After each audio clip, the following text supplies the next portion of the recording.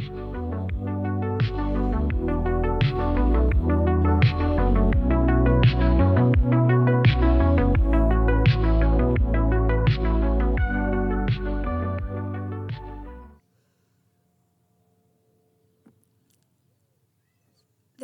are some stories that feel almost impossible to believe.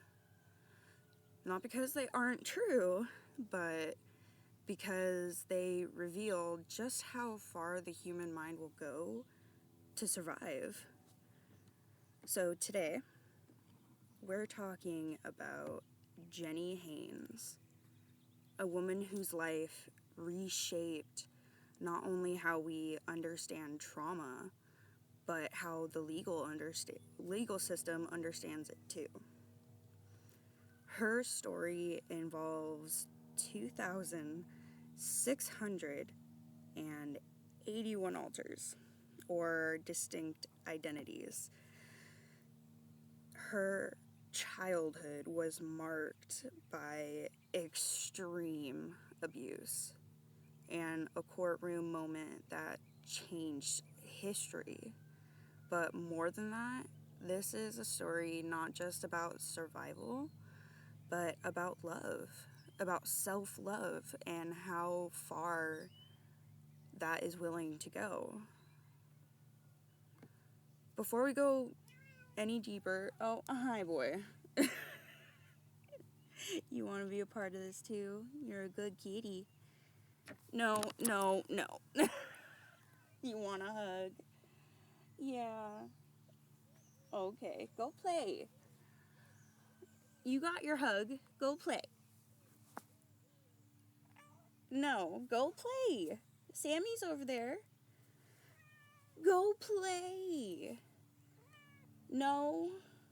You want to be a part of this with me? Yeah.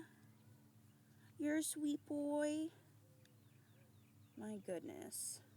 You are not helping me. You're not. You're a distraction. Yeah. I gave you your hug. I did. I gave you your hug.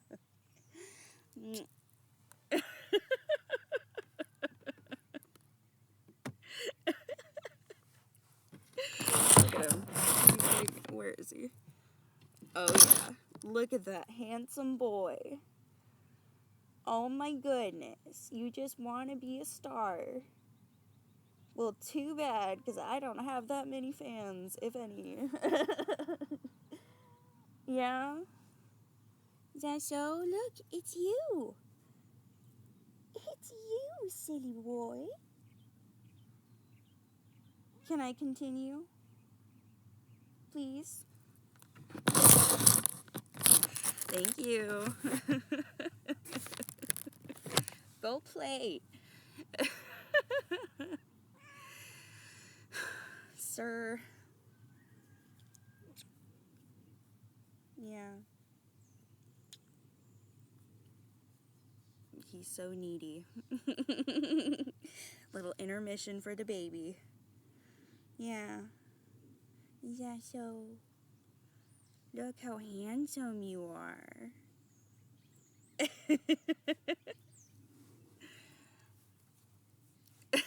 Anyway, before we go any deeper into Jeni's story, we need to talk about dissociative identity disorder. Get out my face, sir. Let me try that again.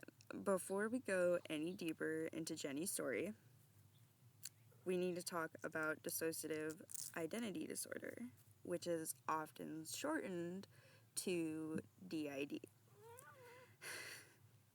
Yeah? You agree? Okay. There are a lot of misconceptions about DID. It's often portrayed in movies as something dramatic or even dangerous.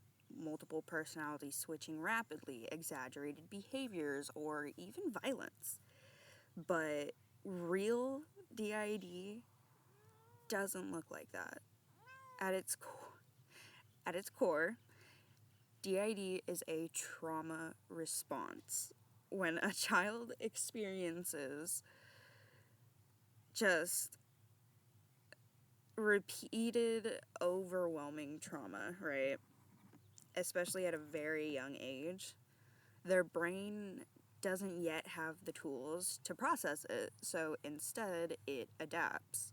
It separates memories, emotions, experiences are divided into different identities, often called alters, which stands for alternate state of identity, I think.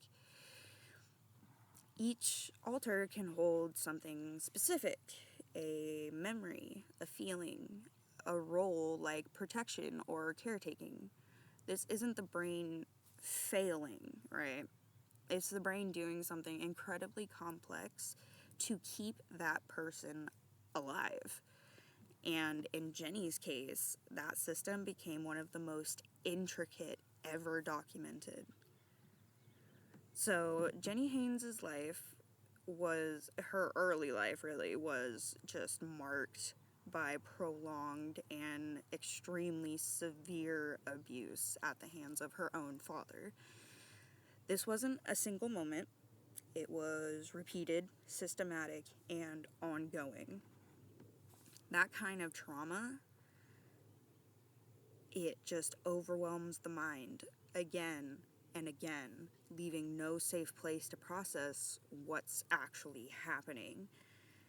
For a child, that kind of environment creates an impossible situation. You can't escape physically, so the mind just has to find another way. And for Jeni, that meant dissociation on a massive scale.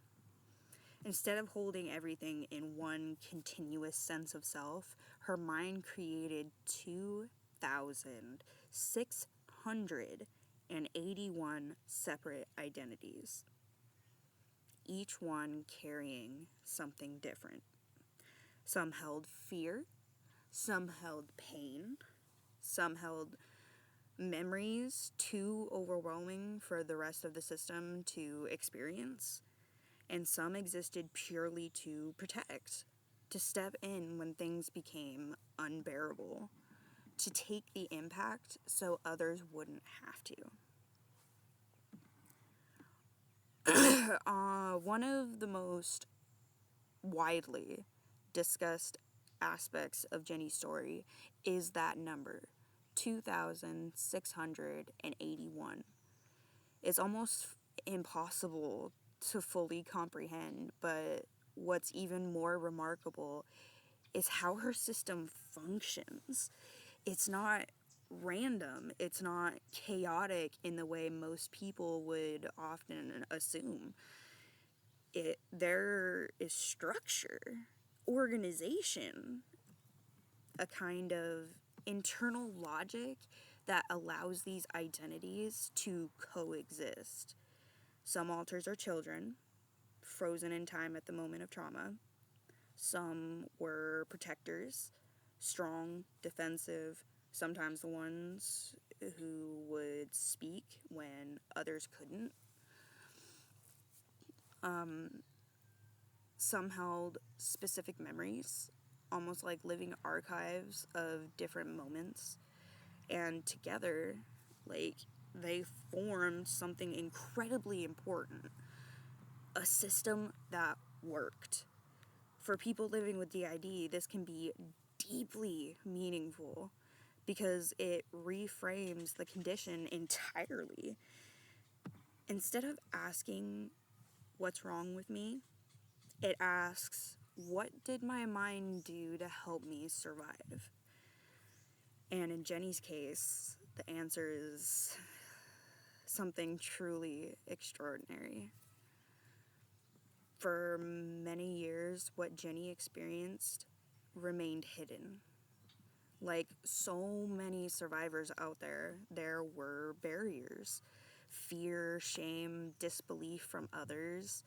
And one of the biggest barriers of all, How do you explain something like DID in a world that barely understands it itself? But eventually, her story reached the legal system. And what happened next had never been seen before. Jeni Haynes became the first known person with DID to give evidence in court through multiple alters. Different parts of her system took the stand. Different voices, different ages, different pieces of the same truth. And this raised huge questions. Could this testimony be trusted? Was it reliable? Would the court even accept it? Historically, cases involving dissociation were often dismissed or doubted. But this time, something changed. In court, oh my god, there he goes. In court, Jeni's alters were able to communicate clearly. They described events. They recalled details. They expressed fear, confusion, and pain. But also, and this is most important, they had consistency. And that consistency mattered because it showed something crucial. These weren't random or contradictory accounts. They were different parts of the same lived experience coming together to tell the full story. And surprisingly, the court listened.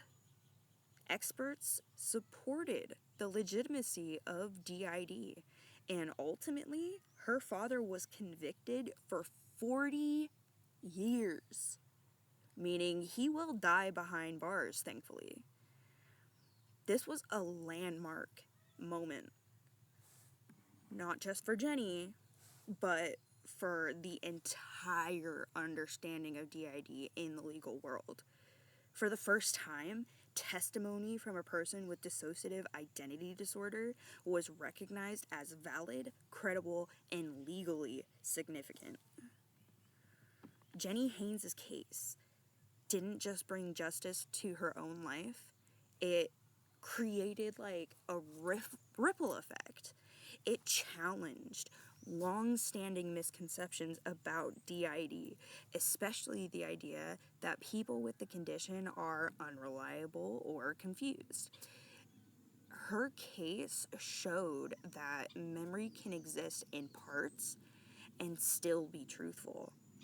Identity can be multiple and still be coherent. Trauma can fragment a person without destroying their ability to speak the truth. So for survivors, that meant this matters so much because one of the most painful parts of trauma isn't just what happened. It's not being believed. And Jeni's story helped change that. There's something important to acknowledge here. Stories like Jeni's can sometimes be sensationalized. The number 2,681 alters, the complexity, the uniqueness, but it's crucial to remember that this isn't entertainment. This is a real person, a real life, a real survival story. And for people living with DID, representation matters, but so does respect. Jeni Haynes is not defined by her disorder. She's defined by her resilience, by the way her mind adapted in the face of unimaginable circumstances, by the fact that despite everything, she found a way to be heard. So if there's one thing to take away from this story, it's this. The human mind is far more powerful than we often realize. not just in intelligence or creativity, but in survival. Dissociative identity disorder is not a failure of the mind. It's evidence of its ability to endure, to adapt, to protect. And Jeni Haynes' story reminds us that even the most complex coping mechanisms have a purpose, even when they're misunderstood, even when they're doubted. There are stories that stay with you, stories that change how you see things. And then there are stories like this one that change how we understand people.